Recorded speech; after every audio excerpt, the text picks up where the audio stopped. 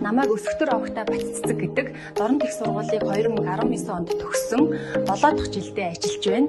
Энэ жил 2 дахь удаа 1-р ангийг даан авч ажиллаж байна.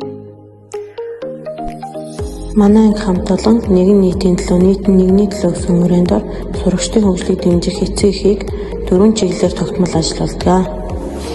Ингэснээр хүүхдийн авьяас чадварыг нээх, биеийн бэлтрийг хөгжүүлэх, урьдчилан сэргийлэх, дадал суулгах, Монгол уламжлалт тоглоом наадгаар дамжуулан үндэсний соёлыг өвлүүлэх, сэтгэхүйг хөгжүүлэх тоглоом, захин балаад формыг ашиглан мэдлэг баттгах зэргээр үйл ажиллагаанд хамтарч ажилладаг.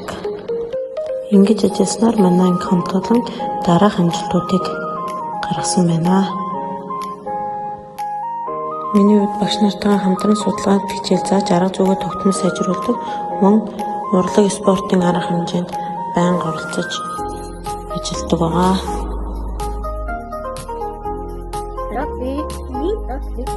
Энэ хичээлийн жилд бид унших, бичих чадварыг сайжруулахад онцгойлон анхаарч байна.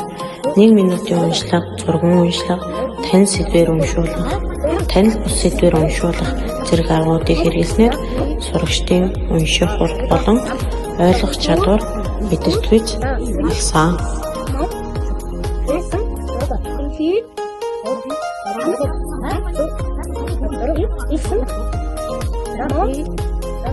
Дэвтэр бол сурагчийн тойл гэсэн зарчмаар хичээлийн дэвтэр хөтөлтийг хэвшүүлж сурагчдын бичих соёл, цэвэр нэм байдал сайжирсаар байна.